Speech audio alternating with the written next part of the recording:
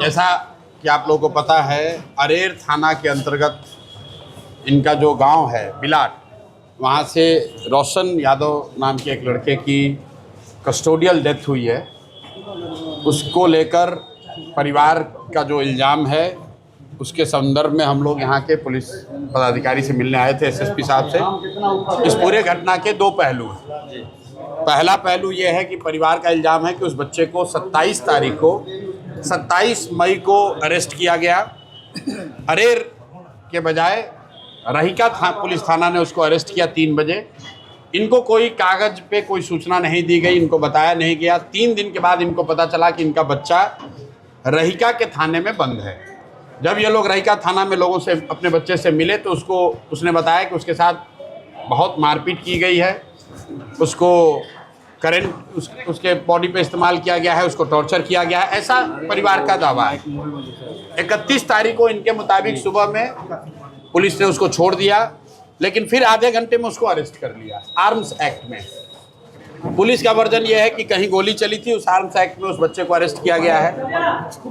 बाद में अभी करीब 2 महीने 9-10 दिन के बाद उसकी कस्टोडियल डेथ हुई है, कारा में यहाँ उसकी डेथ हुई है। तो एसएसपी साहब ने 2 बातें कही हैं। पहली बात कि जो डेथ हुई है बच्चे की, वो एनएचआरसी के गाइडलाइन के हिसाब से उसकी जांच डीएम के मातहत उसकी होनी है।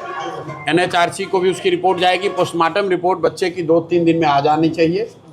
पुलिस का या प्रशासन का, कारा के लोगों का कहना है कि उसने आत्महत्या की है। इनका ऐसा कहना है कि उसकी मारपीट की वजह से उसकी हत्या हुई है। तो वो एक जांच है जो कि जिला प्रशासन को करना है। एनएचआरसी उसमें इन्वॉल्व है। पोस्टमार्टम रिपोर्ट आएगा तो पता चलेगा कि उसने आत्महत्या की है या मारपीट की वजह से उसकी जान गई है। लेकिन उससे जो बड़ा पहलू ये है कि जो 27 मई को जिला पुलिस ने, रहीका थाना ने इनके बच्चे को जो अरेस्ट किया था, उसकी सारी जवाबदेही जिला पुलिस की है। और एसएसपी महोदय ने आज ये कहा है कि 10 दिन के अंदर 27 तारीख को क्यों उस बच्चे को अरेस्ट किया गया, और अगर अरेस्ट किया गया तो क्यों इनको लिखित सूचना नहीं दी गई, रहीका थाना में बिना कोर्ट में प्रोड्यूस किए हुए उस बच्चे को क्यों रखा गया, उसके साथ मारपीट की गई, उसको टॉर्चर किया गया। इन सारी बातों को जांच करके 10 दिन के अंदर इस पर सख्त से सख्त कार्रवाई होगी।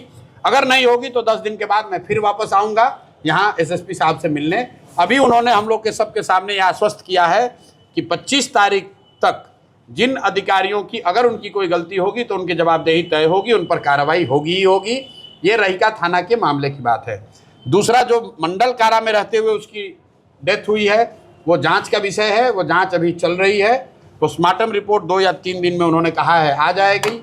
डीएम उसमें इन्वॉल्व है, एनएचआरसी उसमें इन्वॉल्व है। तो एसएसपी साहब का ऐसा कहना है कि उसमें जो एनएचआरसी की गाइडलाइन है उसके हिसाब से, चूँकि कारा के अंदर उस बच्चे की मृत्यु हुई है, तो एनएचआरसी के गाइडलाइन के हिसाब से वो जांच को किया जाएगा।